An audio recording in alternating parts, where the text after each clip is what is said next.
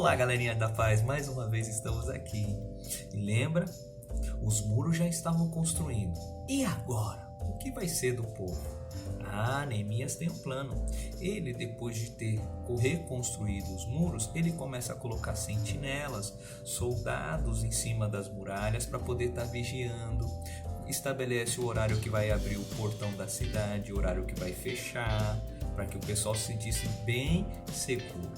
Ele também resolve colocar o seu irmão como governador depois que ele retornasse para Suzã, e coloca Ananias como o comandante da fortaleza para poder ajudar a guardar a cidade.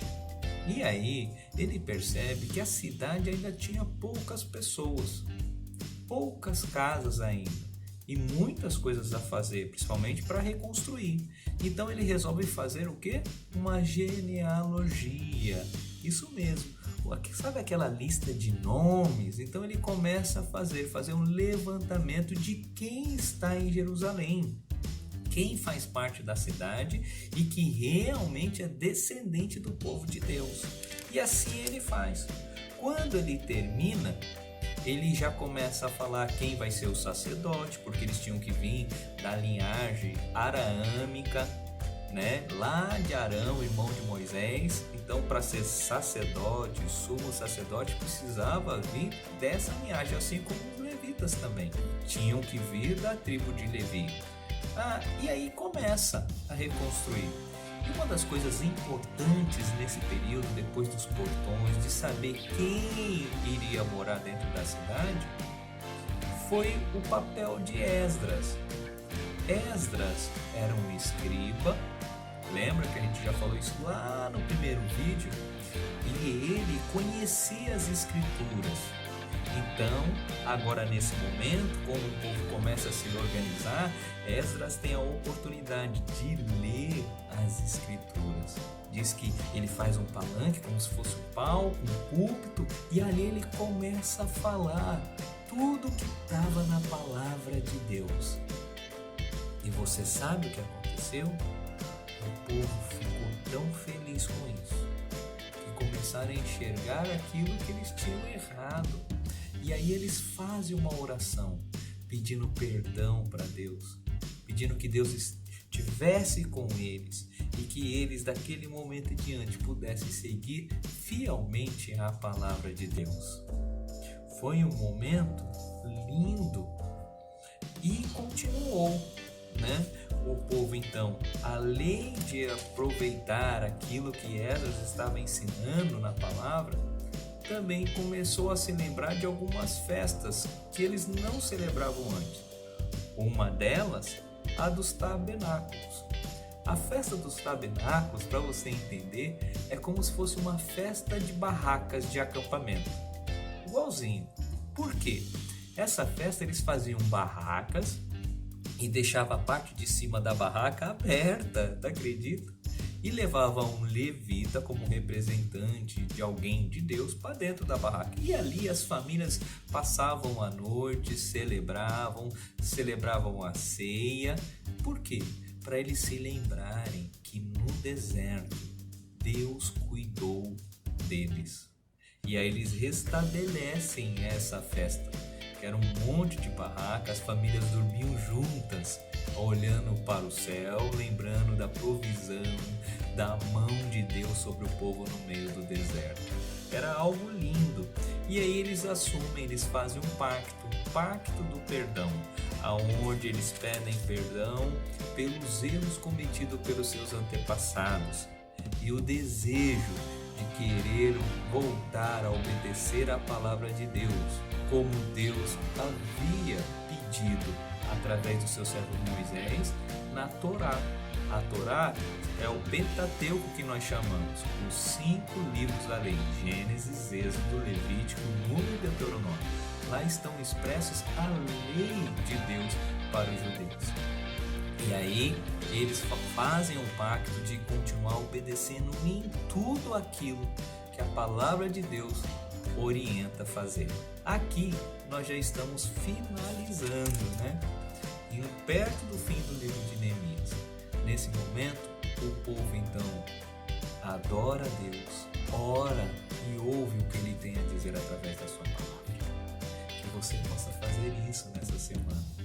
Que você possa adorar a Deus, falar, cantar, sabe? Que você possa orar, falar com Ele e que você possa ouvir o que Ele tem a dizer através da sua palavra. Que Deus abençoe essa semana.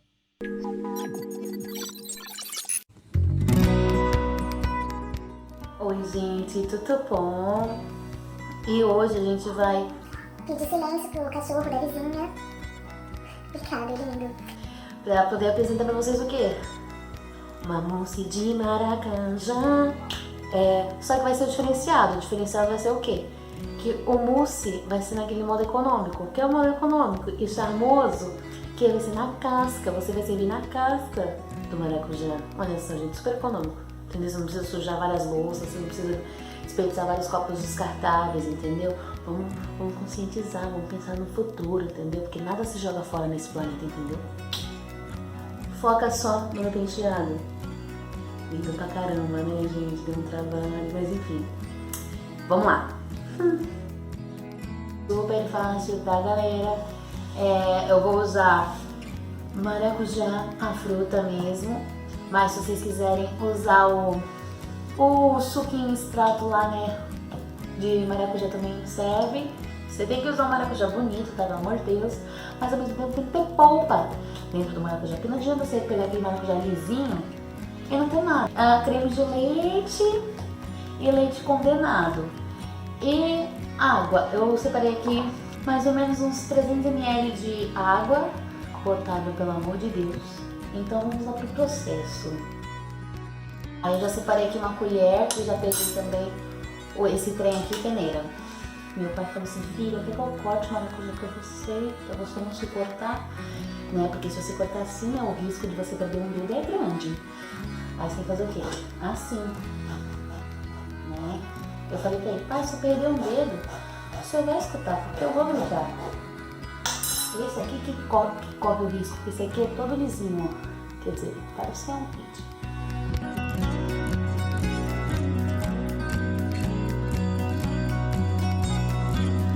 Olha, soltou sozinho, vocês viram? Vocês viram? Ele vai ficar assim meio tombado, né? Aí a gente faz o quê? A gente corta um pouquinho pra ele ficar em pé. Mas não né, pra não vazar, que nem isso aqui eu cortei demais. Mas beleza, detalhes. Minha mão tá limpa, tá? Minha mão tá limpa. Óbvio, né? Quando você mexe na cozinha, você tem que lavar a mão. Isso que eu vou fazer agora é separar um pouquinho da semente para enfeitar. É isso. Separei só um pouquinho, ó. Não dá pra ver, mas é isso. Vamos deixar aqui. Aí eu cortei assim, ó, pra ficar em pé, pra não ficar tombado, né? Agora eu vou bater. E o segredo é você não bater, você pulsar, né? Provavelmente tem a opção aí, pulsar, autolimpeza, gelo, sei lá, enfim. Eu vou colocar pouquinha água, né? É isso, cadê a tampa? Eu acho que vou colocar tudo, não sei. Momento do barulho. Eu vou coar aqui pra ver se eu coloco mais um maracujá ou se deixa assim mesmo.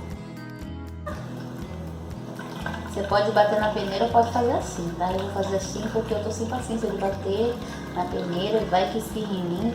Essa blusa não é minha, é da minha mamãe. Eu não tô afim de sujar ela, entendeu? Porque é só coisa. Eu tô aqui espremendo, ó, gente. O negócio é o seguinte: não bater pra não ficar as sementinhas todas estraçalhadas, entendeu? Se você pulsar, você consegue fazer o suco sem deixar as pimentinhas pretas, entendeu? Sementinhas pretas, ó, elas estão inteiras. Nossa, a colher vai cair? Não sei, vamos descobrir daqui a pouco. Enfim, ela tá inteira. Bom, agora eu vou colocar tudo no liquidificador de novo. Eu dei uma lavada, né? Vou reparar. Vou colocar o suco. Enfim, agora eu vou colocar o leite condenado. Coloca creme de leite. E agora eu vou bater por algum tempo, que eu não sei qual é. Bati, aí eu coloquei aqui, só pra não ficar jogado na geladeira, né? Aí eu vou colocar um pouquinho em cada.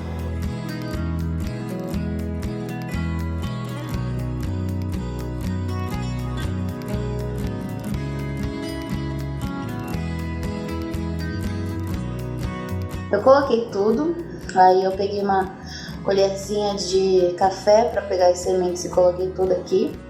Agora eu vou cobrir, provavelmente com não sei o que, papel filme ou papel alumínio. Vamos ver se vai dar certo com papel filme.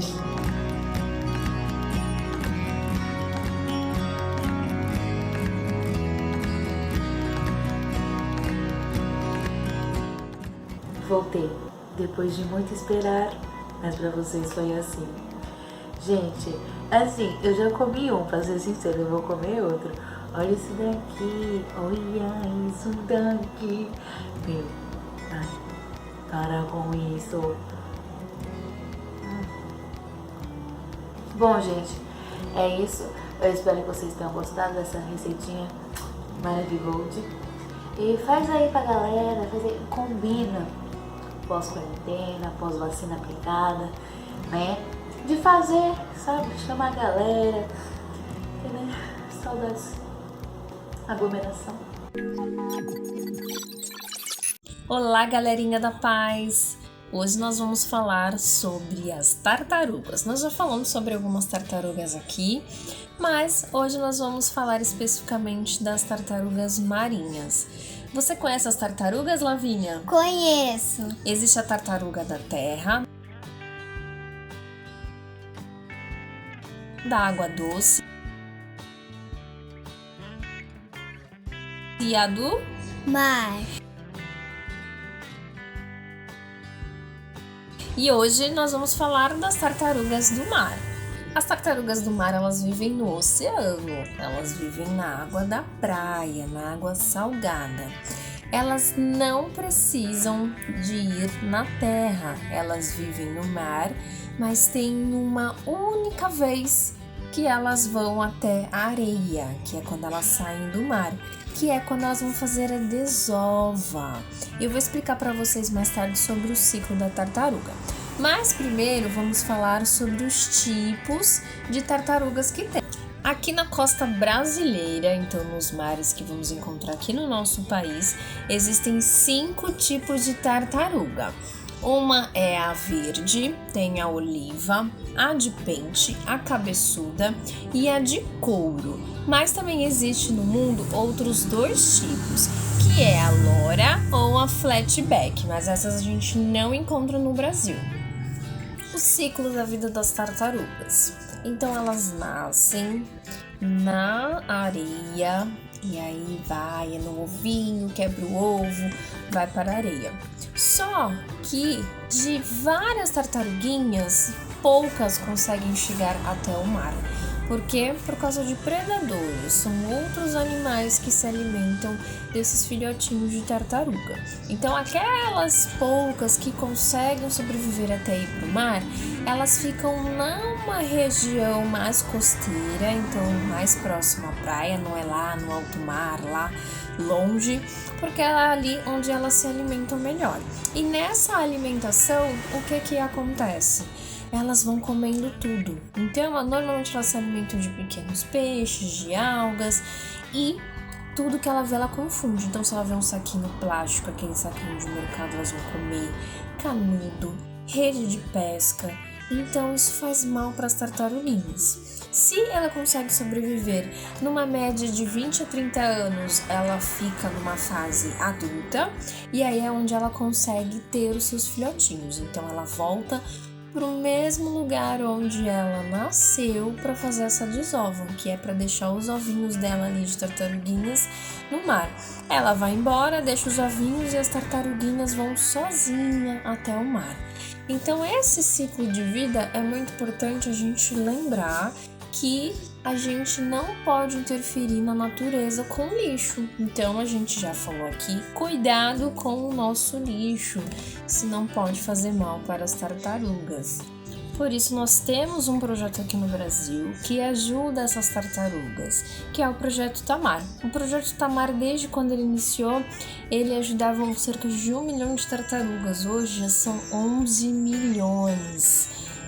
Bastante tartaruga nós temos. Então aquele risco de extinção que elas tinham, hoje a gente já não tem tanto por causa desse auxílio. Então, Lavínia, o que nós não devemos jogar quando a gente vai à praia? A gente não pode jogar lixo no mar, senão elas comem. Elas só podem comer comidinha. Comidinha que elas gostam. Isso, então a gente tem que pegar o nosso lixinho, jogar no lixo, não poluir, porque assim a gente também ajuda a tartaruga. Então a gente sabe que cuidar dos animais, cuidar do meio ambiente é cuidar da gente e é o cuidado que Deus quer para a vida de cada um. Então vocês aprenderam tudo certinho, um beijo e tchau, tchau. Tchau!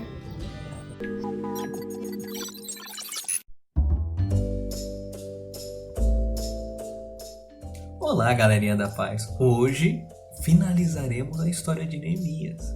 Você lembra o que nós falamos no último vídeo?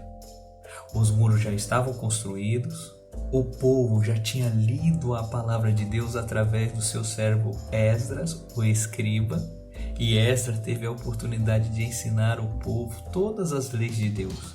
E diante das leis de Deus, o povo se arrependeu, chorou, e Deus foi restaurando o povo, ao ponto deles começarem a cantar, começarem a louvar a Deus, a engrandecer a Deus. E diante de tudo isso, o povo assumiu um compromisso, principalmente através dos seus líderes, que a partir daquele momento, eles iam obedecer à palavra de Deus em tudo. Diante de tudo que estava acontecendo, Neemias já estava preparado para retornar à corte do rei Xerxes. E isso ele faz. Deixa o seu irmão Hanani no governo, como governador, e Neemias volta ao palácio real. Ele fica lá por um tempo. Depois, ele decide regressar, voltar para Jerusalém para ver como essas coisas estão. E ele pede ao rei Xerxes, e o rei Xerxes o autoriza. Então, Neemias retorna para Jerusalém para ver como as coisas estavam acontecendo.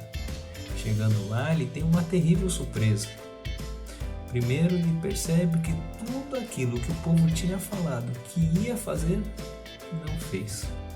Pior ainda, desobedeceu a Deus completamente, cometendo os mesmos erros que os antepassados deles já haviam cometido. Um dos erros que chama a atenção é que o templo onde era feita a adoração do Senhor tinha uma sala, um depósito, onde era guardado tudo que era oferecido como oferta ao Senhor e que servia inclusive para manter aqueles que trabalhavam no templo. Mas essa sala, através do sumo sacerdote, deixa eu até ver o nome dele, Eliasib, ele entrega para Tobias. Você sabe quem era Tobias? Aquele que o tempo todo tentou atrapalhar a reconstrução dos muros junto com Sanbalat e com Gesem. Tobias estava no meio do templo, na sala do depósito. Quando Neemias viu essa situação, ele remove todas as coisas de Tobias para fora. Restaura a adoração, a oferta, chama aqueles que tinham desistido de trabalhar para voltar a assumir os seus postos em adoração ao Senhor. Mas não era só isso que estava ruim, não. O povo tinha assumido o compromisso de guardar o sábado para santificar e dedicar ao Senhor. Você sabe o que aconteceu?